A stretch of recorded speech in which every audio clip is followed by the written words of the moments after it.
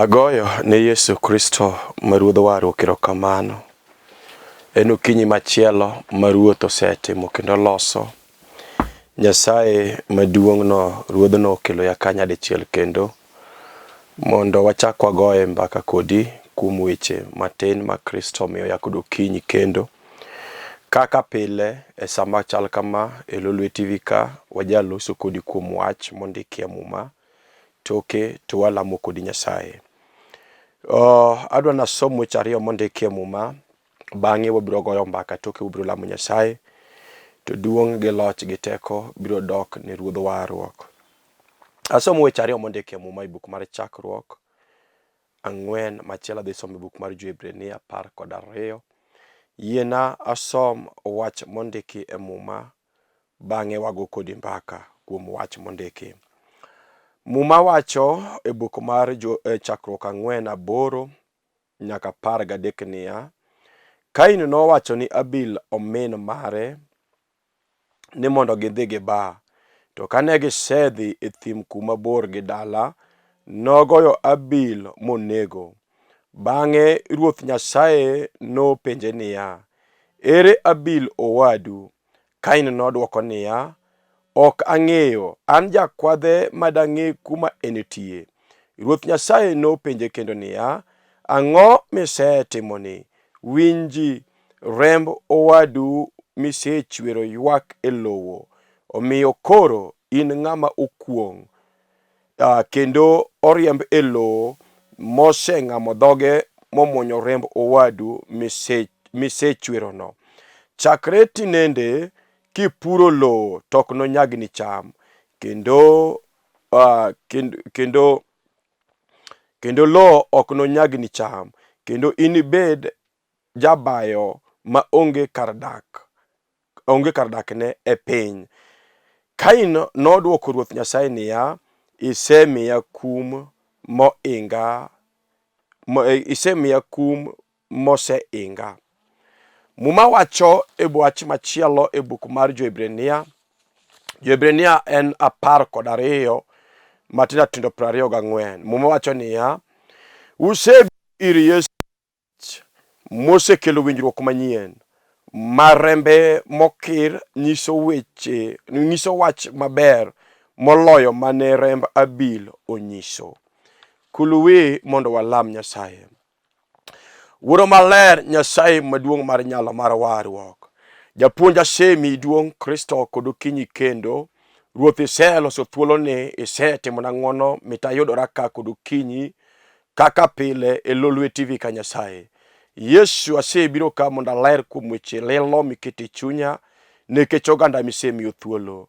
Wuoro maler, erokamano nikech in manitie. Osana mapok olo. Chung'o koda Yesu Kristo.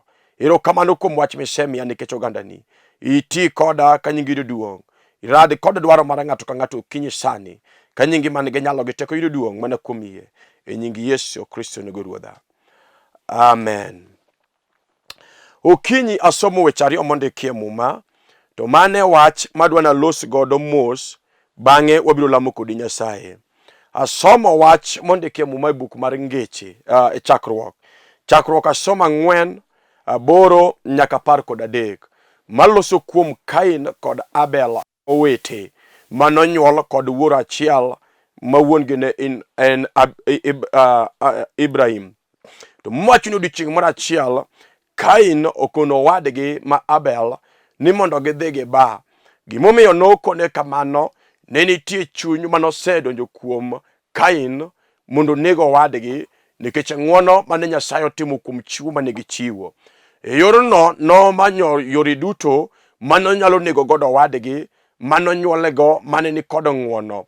To nowacho kod chunye, nabiro kono wadwa ni mondo wadhi waba.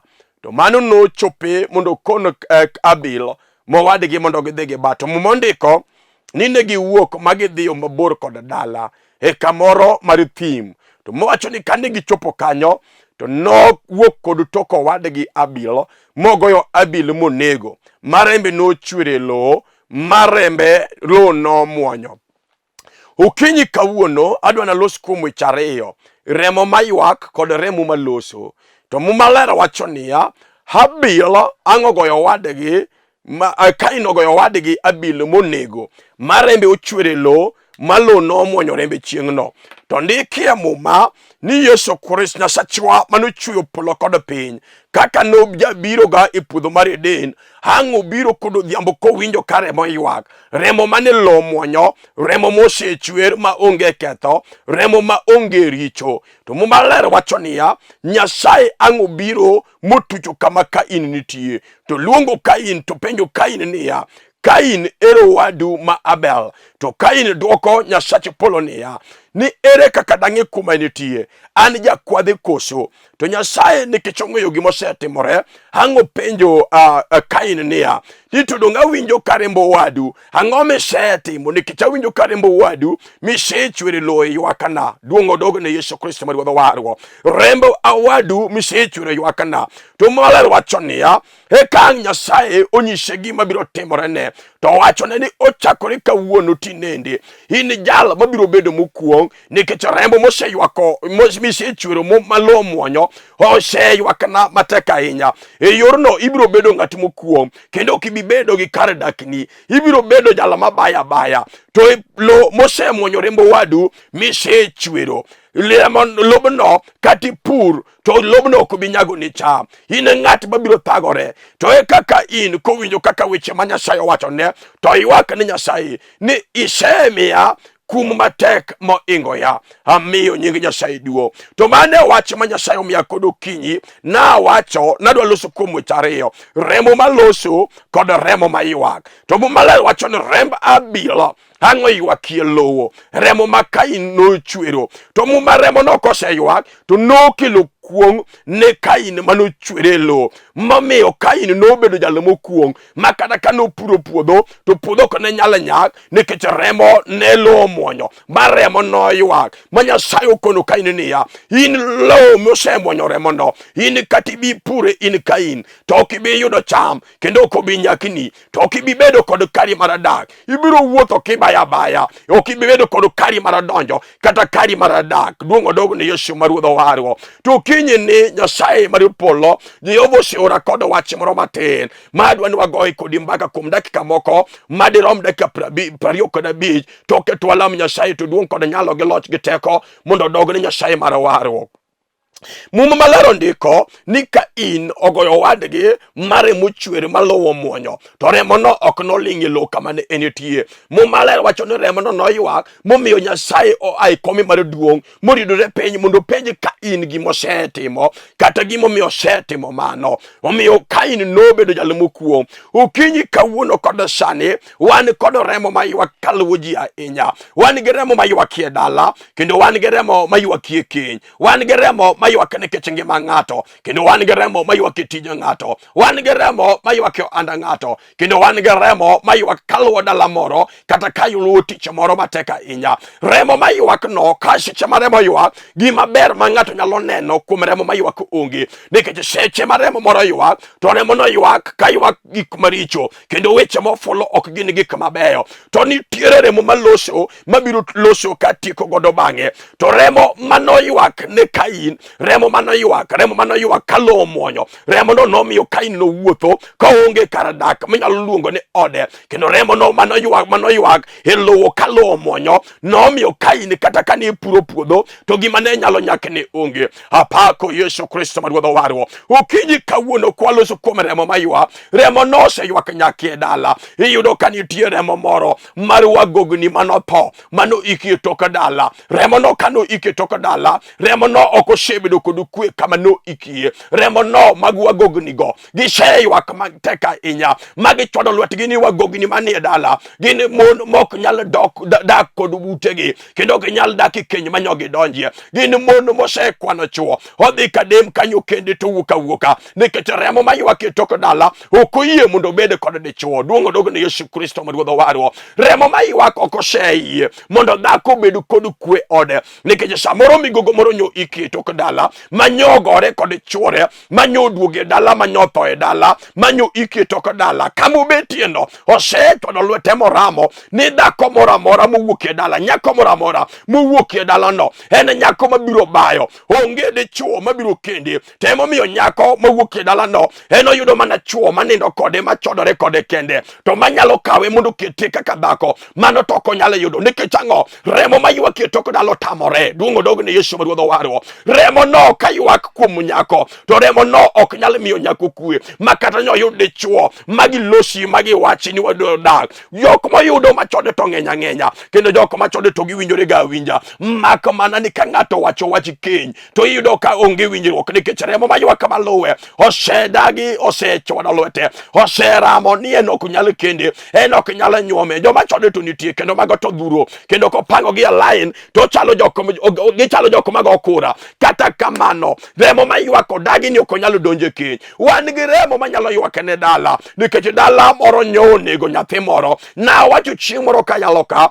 ni wan gi jok mangima nikech jomoko nyoninde rembegi wan gi jok moko ma yweyo sani nikech jomoko nyotho mondo en obed mangima seche mobedo mangima kamano nitie remo manuchwere mondo obed mangima en manyonegi nyathi ng'at moro manyonegi nyathi dala moro mondo en obed mangima wan gi jok moko mani kod tije nikech jomoko nyotho jomoko nyonegi omiyo kawuono onyalo bet kod tich mowenyre kom ofis maduo nikech ng'ato nyoninde rembe apako Yesu Kristo Ruodhwa warwa kama remo no betie remo no ywak kendo weche ma remo no wacho gin gik malongo gin gik mabeyo gin gik madimoro ng'ato gin gik maricho lilo manyalo miyo ng'ato ywagi manyalo miyo ng'ato wuotha kadangni kabayo kaonge gik mabeyo monyalo neno duongo dog ne Yesu Kristo Ruodhwa warwa remo mane Kain chwero mane lo monyo remo no wacho gik maricho momiyo Kain nodo ng'at mokuo nobedo ng'at mabayo maonge kar donjo nobedo ng'at mabayo maonge kama nyalo betie makata kano puro to chamo ok ne nyalo chiekne kata kano timo ala to ala ok ne nyalo bedo ne malongo nikech remo ne ywak e toke remo luwe matek mum maler wacho niya ni ka Nyasaye okono Kain ni remo misechwero winjo remo kayuak winjo ka remo ywak e lowo kendo remo no osilo semwonyo to lowo mosemwonyo remo no kati bi pure to bi nyakni remo moseywak no in ng'at mabiro baya ibiro dange ni adanga onge gima ber biro neno wan kod nyiri kata kod mon mang'eny ma seche manyogi pon kanyo pod gi ni nyiri nyogi golo iye seche manyogi golo iye nyogi nego chwech kendo nyogi nego dhano seche manyogi nego dhano kawuono kawaloso kudu kinyesani mon go nyoy utegi kendo nyoge dak gini mon kata kamano gisekwano igni to nyathi moseyude odno onge ne kechango nyathi manyonegi seche manyogi timo siepe manyo poko donje kene remo chaywa to remo no kama ywakie ochwado lwete ni kata kendi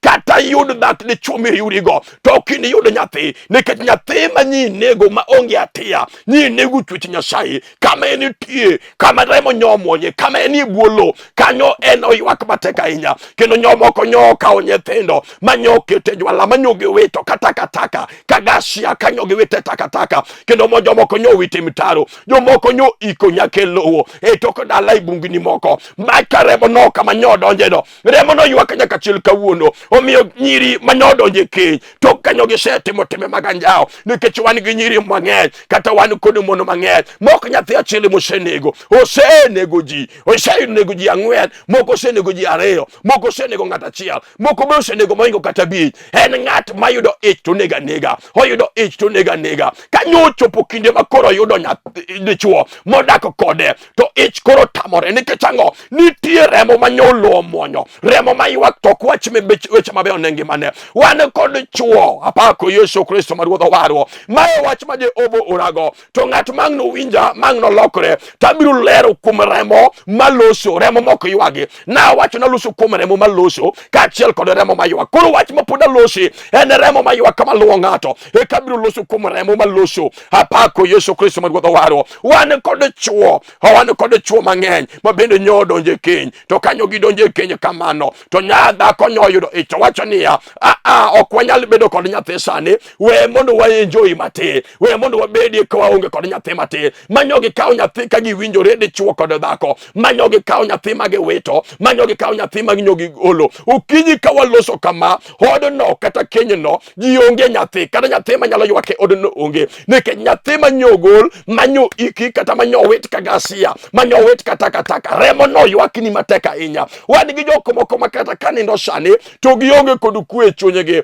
giwinjo ywak nyithindo ka ywak mateka ahinya nikech nyithindo manyogi iko nyithindo manyogi wito kata kagasia remo no ywaki wigi sawa kendo kamoro amora magidhiye to remo no loso remo no ywaka remo no ywaka to wacho weche maricho nenge magi. Wan kod delni mang'eny bende masamoro kata kwaloso sani to delni go nyolosi kod nego ng'ate moro nolosi kod nego nyathi ng'ato momiyo nyithindo go nyathino kanyotho to dalano ok osebedo maber ahinya nikech remo manyonego no ywak mateka ahinya e dala. Duong' odog ne Yesu ma Ruodh warwa. Okinyi kawuono abiro lero kuom remo manyalo wacho weche mabeyo ne ngima ng'ato molo remo manoywak matek manowacho weche maricho ne ngimani. Wan kod remo moseloso marach ahinya. Onyalo bedo remo mar dala. Remo mar dala oseloso marach mano kata ng'ato somo michopo nyaka university mirwako gudu ma ji opamo ne rararara ka chalo ka gima geno duogi e dala to gima remo no wacho ok inyalo chopo kare.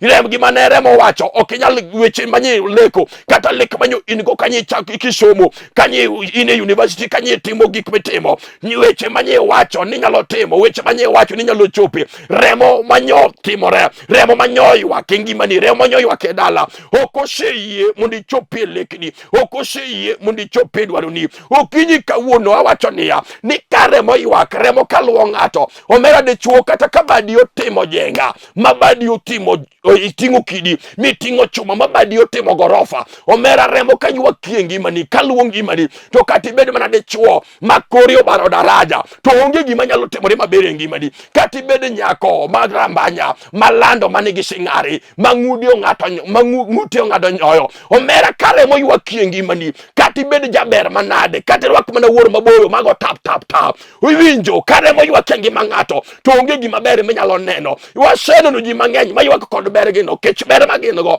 ok osekelo negi mor kata ber magin go ok osekelo negi gik magidwaro. Wan gi chuo mang'eny mabeyo kata kamano nitie remo ma samoro en ok nyochwero samoro degi kata kwere manyochwero to nikech en remo manyo ywak ne dala kata ka in ionge kod ketho to remo no ywak luya luwa. Duong' odog ne Yesu ma Ruodh warwa. En remo mosechwado lwete omiyo kata kanyo ji osome dala to tich maber ma ng'ato nyalo tiyo dala en riemba pike gweng' kod baro yien ne mon. Iwinjo kawuono kod okinyi abiro lero remo manyalo wacho weche mabeyo ne ngimani remo manyalo rucho weche mana remo marach mana wacho weche maricho ngimani onyalo rucho oko te. Remo no ema dwaro losi katieko to ng'at mang'no losi yie ng'at mang'no losi winjo ng'at mang'no yie kuom wach malero to jalo ang'no wuog kawuono ang'no wuog kod loch alwete nikech wan gi Nyasaye mabiro timo ng'wono. We los kuom remo maywak mondi ekang'na los kuom remo maloso remo seywak ne chuo. Wiwinjo remo seywak ne chuo. Wan kod endni mang'eny ma jomoko nochako konego remo konego dhano ma remo nyuchweri e lo omiyo kata ka gini andgi no remo no ywaka ahinya nikech alama nyochaki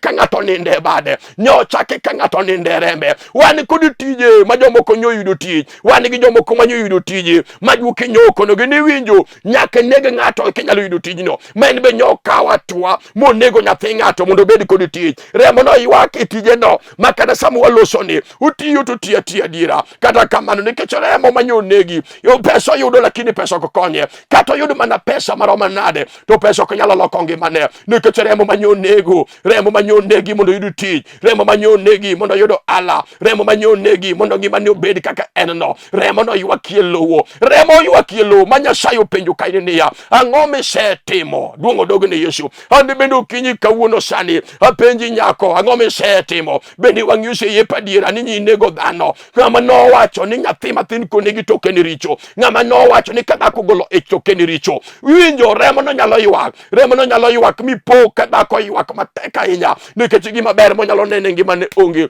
To okinyi kawuono abiro kelo remo manyalo weche mabeyo ne ngimani. Abiro kelo remo manyalo rucho remo kaachiel kod weche maricho maricho, mane remo manowachi mokwongo iwacho, remo mane ywak matek manowacho weche maricho. Wan gi remo manyalo ywak matek mokalake machwada lwete morama teka inya ni okibineno ber. Iwinjo kawuono kudu kinyi wan gi ji mang'eny mosomo, ma jomoko nyosomo mochopo university, wan gi jomoko manyodhi nyaka college moyudo tije mabeyo ahinya. Kata kamano gin gi certificate, to certificate ok nyalo konyogi nikech samoro ok nyosomo yo maber, samoro certificate ma en gono nyoko yude yo maber. Ng'ato nyoninde remo, ng'ato nyoninde bade, remo moro lo nyomuonyo nikech mondo yudi certificate ma en gono. Samoro remo moro lo nyomuonyo mondo bed kaka en ndo, samoro remo moro lo nyomuonyo mondo yudi tich ma en tieno. Nitie nyaka mon kod chuo manego ng'ato mondo yud dhako machielo, manego ng'ato mondo yud dichuo. Ukinyi kawuono sani apenji Nyasaye penjo niya, ang'o misetimono, ang'o misetimo omi ibiro bagni, omi isewuotho kibaya baya kar donjo onge, kaka inyalo bet gi ngimani onge. To kinyi kawuono sani wan gi Nyasaye manyalo timo ng'wono.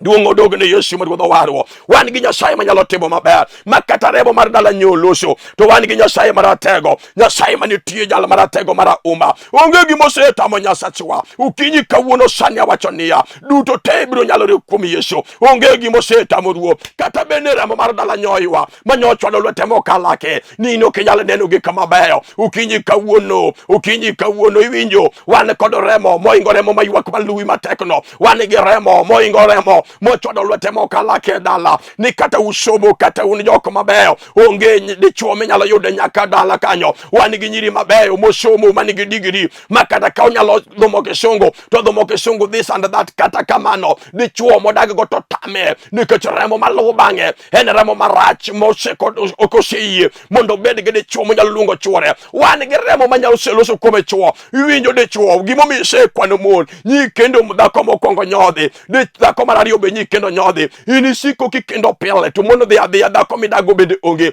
To gima timo mon gi mamiyo mon gi weyi gino be poke fwenyo. Iwinjo nitie remo maywak maluwi. To kinyi kawuono nitiere Yesu ratego mwasome wach machielo e buk mar Jo-Ibrania, ni wach marondiko niya, ni usebiro ire Yesu jagach mosekelo winjruok manyien, marembe manokir nonyiso weche mabeyo moloyo wach mane remb Abil owacho. Mane remo madwana wachni, nitie remo maywak mar Abil, nitie remo maywak manyalo luwo ng'ato, teka nitie remo moloso. Mumaler wacho niya, Paulo kono Jo-Ibrania ni wasebiro ire jagach meni Yesu Kristo maruodho warwo, mojal mane remo manokiro e musalaba Kalvari. Ne remo no nowacho weche mabeyo moingo weche mane remb Abil noywago kanie lowo. Ukinyi kawuono mane remo madwana keloni, remb Yesu Kristo rombo, remo ma onge songa, remo ma onge mbala, remo ma onge richo, remb Yesu Kristo maruodho nyalo. Ukinyi kawuono sani iwinjo mama, kata bende remo maluwi en remo maracha inya. Misetemo kono riekoni, nyese wuotho nyaka kadem mondi manya juogo makadem. Juogo makadem nyoko kelo duoko. Isedhi nyaka pinje ma oko kikoni kifwari kuma juoge mabeyo manyalo reso ngimani to tamore. Kawuono kudu kinyi sani akelo remb Yesu Kristo nyarombo, remo manokire musalaba ibao e Kalvari kare yanga wich e tok dala kacha Golgotha e musalaba Kalvari. Muma maler wachonia remb Yesu Kristo manyarombo noko wacho weche maricho kaka remb Abil noloso. Duongo dogne Yesu maruodho warwo, remo no ema dwa ni donjie kawuono kod sani. Ng'at mang'uno yie kuom remb Yesu mowacho ni Yesu Kristo wari chunya ane jaricho, to jallo biro rucho remo moseluwi ka wacho weche maricho.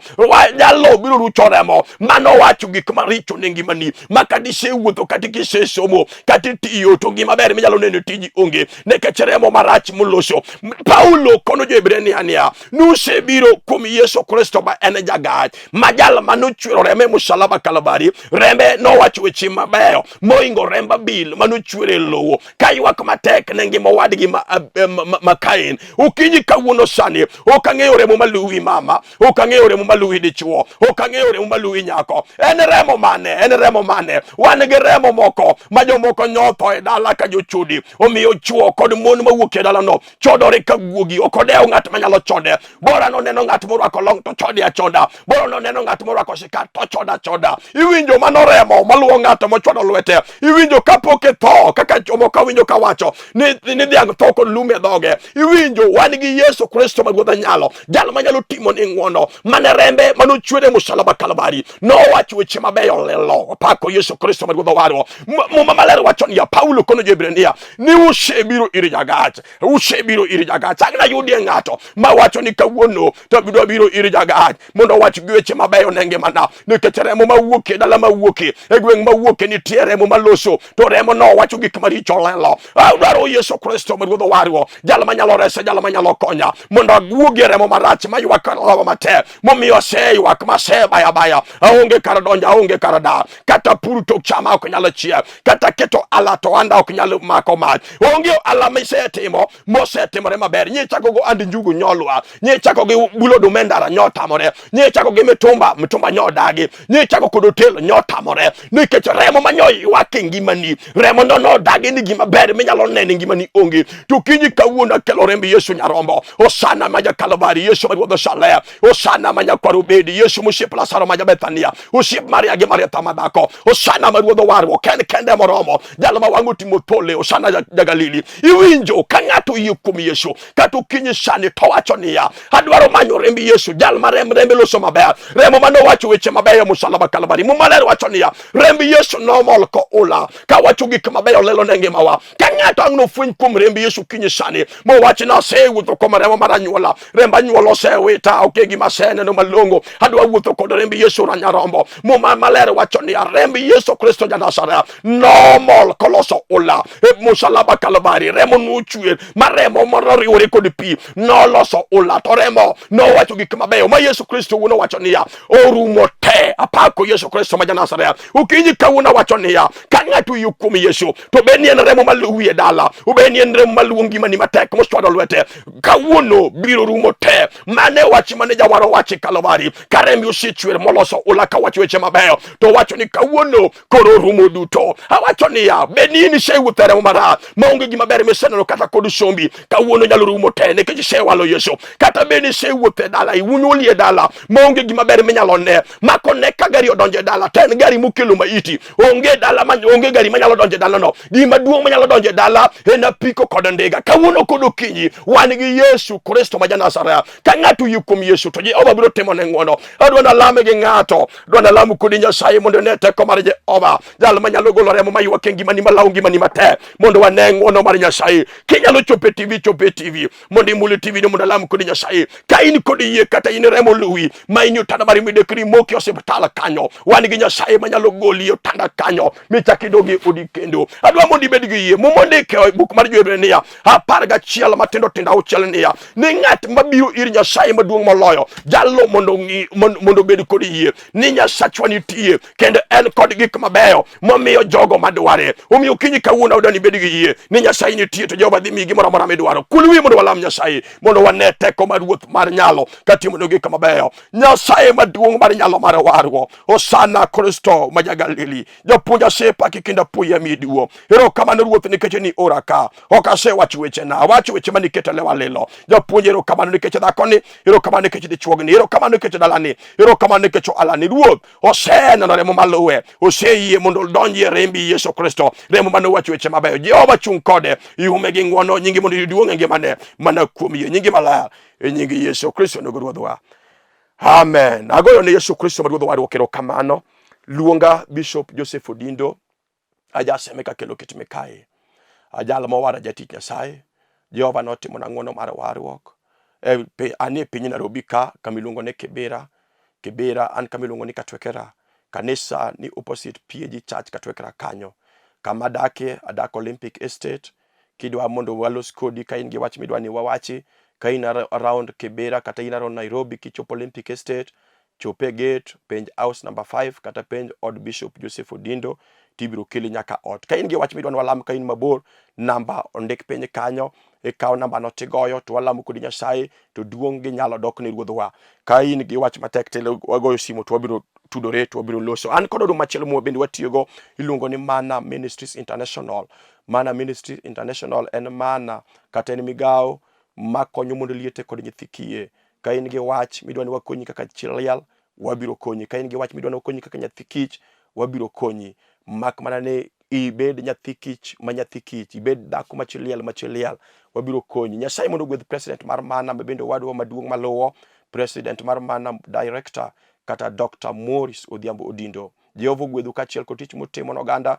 Jehova ting'u malo, Nyasaye otimonu maber nyaka Jumapil manyien. Shalom.